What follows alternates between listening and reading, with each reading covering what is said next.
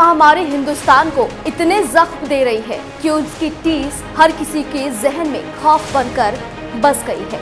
क्या अस्पताल और क्या शमशान, सब लाशों के ढेर पर आंसू बहा रहे हैं। शमशान चिता की तपिश से करहा रहा है तो अस्पताल इंसानी चीख पुकार से दम तोड़ रहे हैं। मंजर यह है कि कोरोना मरीजों की सांस ऑक्सीजन में अटकी हुई है। अस्पतालों के बेड पर सिसकती जिंदगी कोरोना से रहम की भीख मांग रही है, लेकिन इंसानी जिंदगी से कालाबाजारी करने वाले मुनाफाखोर सांसों की नीलामी कर रहे हैं। नमस्कार, आप देख रहे हैं भारत एट 9 और आपके साथ मैं हूं काजोल नारायण। किसी की आंखों के आगे अंधेरा तो किसी को ऑक्सीजन की आस में जान बचाने की पड़ी है। हालांकि तस्वीरें विचलित करने वाली है, लेकिन क्या करें, खुलेआम सड़कों पर हर किसी को अपनी जान बचाने की पड़ी है।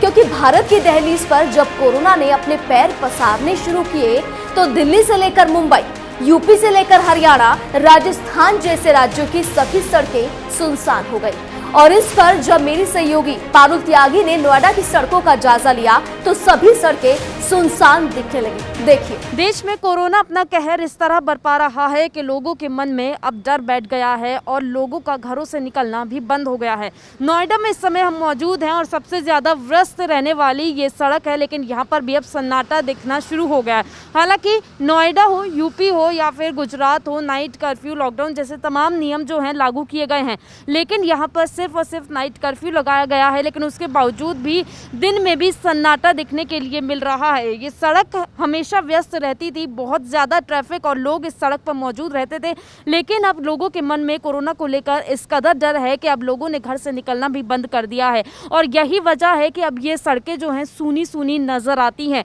क्योंकि अब ज़्यादातर लोग जो हैं वही घर से निकल रहे हैं जिन्हें ज़रूरी काम है या फिर कोई ज़रूरी आवश्यक सेवा से जुड़े हुए लोग हैं। क्योंकि लोगों के मन में अब डर है, संक्रमण जिस तरह से फैल रहा है, लोगों के मन में इस तरह का डर है कि कहीं वो भी कोरोना की चपेट में ना आ जाए। क्योंकि अस्पताल हो और शमशान घाट हो, कब्रिस्तान हो, हर जगह भीड़ नजर आ रही है। देश में ऑक्सीजन की किल्लत है, बेड नहीं मिल पा रहे हैं, इसीलिए बहुत सारे लोग ऐसे हैं जो तमाम पाबंदियों और नियमों को फॉलो कर रहे हैं और सावधानी बरत रहे हैं। इसीलिए सबसे ज़्यादा व्यस्त रहने वाली ये सड़क भी आज सूनी सूनी नजर आ रही है। कैमरामैन सरताज के साथ मैं पारुल त्यागी, नोएडा।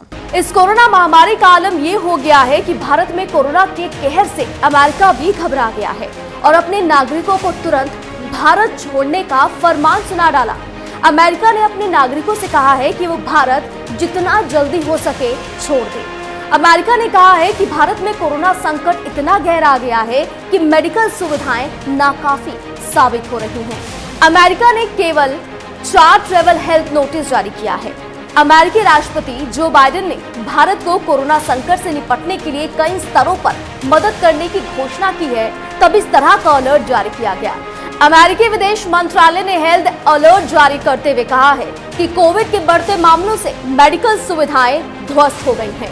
इसमें कहा गया कि अमेरिकी नागरिक भारत से आने वाली फ्लाइट से सीधे आ जाए। दरअसल भारत में कोरोना के नए मामले और इससे होने वाली मौत के आंकड़े हर दिन रिकॉर्ड तोड़ रहे हैं। कोविड-19 टेस्टिंग की सुविधाएं भी सीमित हैं। अस्पतालों में मेडिकल आपूर्ति को लेकर मारामारी की स्थिति है। इसके अलावा नए मरीजों के लिए अस्पताल में कोई बेड खाली नहीं है। मतलब तस्वीरें भयावह हैं। भारत कोरोना से करहा रहा है, कहीं ऑक्सीजन की कमी सता रही है तो कहीं अस्पतालों में बेड खाली नहीं है। आलम यह हो गया है कि कोरोना संकट से मोदी सरकार को मजबूरन 16 साल पुरानी नीति बदलनी पड़ी। कोरोना संकट के कारण ऑक्सीजन और कई स्वास्थ्य ढांचा चरमराने के बाद भारत ने विदेशों से उपहार, दान और मदद स्वीकार करना शुरू कर दिया है। कहा तो ये तक भी जा रहा है कि बाहरी देशों से मदद लेने के मामले में कई और बदलाव किए गए हैं। एक मीडिया रिपोर्ट के मुताबिक भारत को अब चीन से ऑक्सीजन संबंधित उपकरणों और जीवन रक्षक दवाओं की खरीद में कोई वैचारिक समस्या नहीं है। उन्होंने ये भी बताया कि पाकिस्तान से मदद लेने को लेकर नई दिल्ली अभी मानसिक रूप से तैयार नहीं है। हालांकि भारत पाकिस्तान से मदद स्वीकार करने वाला नहीं। मोदी सरकार का ये कदम सालों पुरानी उस नीति के उलट है जिसके तहत भारत अपनी आत्मनिर्भरता और स्वयं की उभरती हुई शक्ति वाली छवि पर जोर देता रहा है।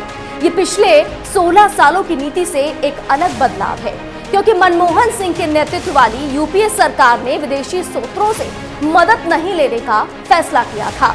दरअसल 16 साल पहले तक भारत विदेशी सरकारों की मदद स्वीकार करता रहा था।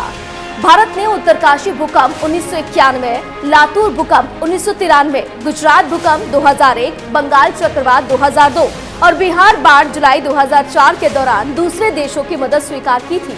हालांकि दिसंबर 2004 की सुनामी के बाद तत्कालीन पीएम मनमोहन सिंह का वो बयान बहुत चर्चित है, जिसमें उन्होंने कहा था, हमें लगता है कि हम अपने दम पर किसी भी परिस्थिति का सामना कर सकते हैं और जरूरत पड़ने पर ही हम उनकी मदद लेंगे। ये भारत की आपदा सहायता नीति को लेकर ऐतिहासिक क्षण था। बहरहाल उस दौरान पीएम रहते हुए डॉक्टर मनमोहन सिंह ने ये नीति तय की थी कि हम विदेशी मदद नहीं लेंगे। पिछले 16 सालों में भारत 2013 में उत्तराखंड त्रासदी, 2005 में कश्मीर भूकंप और 2014 में कश्मीर बाढ़ के दौरान विदेशी सहायता लेने से इनकार करता रहा। मोदी सरकार के आने के बाद भी इस नीति पर अमल होता रहा, लेकिन कोरोना संकट के बीच भारत को अपनी नीति बदलने पर आखिरकार घुटने टेकने पड़े या ये कहें कि मजबूर होना पड़ा।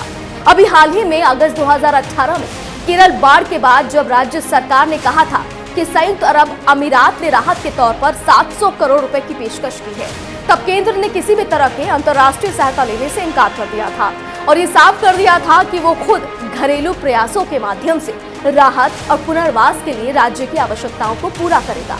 इसके चलते केरल और केंद्र सरकार के बीच मनमुटाव भी देखने को मिला था। फिलहाल कोरोना संकट के बीच अब तक 20 से ज्यादा देश भारत की मदद के लिए आगे आए हैं। इनमें छोटे पड़ोसी देशों से लेकर दुनिया की प्रमुख शक्तियां भी शामिल हैं। भूटान ने ऑक्सीजन की आपूर्ति की। अमेरिका से अगले महीने एस्ट्राजेनेका के टीके आने की संभावना है। भारत को मदद पहुंचाने वाले देशों में अमेरिका, ब्रिटेन, फ्रांस, जर्मनी, रूस, आयरलैंड, बेल्जियम, रोमानिया, लक्समबर्ग, पुर्तगाल, स्वीडन, ऑस्ट्रेलिया, भूटान, सिंगापुर, सऊदी अरब, Hong Kong, Thailand, Finland, Switzerland, Norway, Italy और यूएई शामिल हैं। असल में 16 साल पुराने नियमों में बदलाव के संकेत उसी समय मिल गए थे जब पीएम केयर्स फंड में राष्ट्रीयता की बाउंड्री तोड़कर विदेशों से भी मदद ली गई थी। हालांकि संयुक्त राष्ट्र आम सभा के अध्यक्ष ने 2 दिन पहले ही कहा था कि अब वक्त आ गया है कि दुनिया भारत की मदद करे, क्योंकि भारत ने उन देशों तक कोरोना की वैक्सीन पहुंचाई थी जिनके लिए आसान नहीं था, लेकिन भारत ने यूएन की मदद लेने से इनकार कर दिया। आज भारत एट 9 में बस इतना ही। कल फिर होंगे हाजिर नए मुद्दे के साथ। नमस्कार। आप घर में रहिए, सेफ रहिए और अपना और अपने परिवार का ध्यान रखें।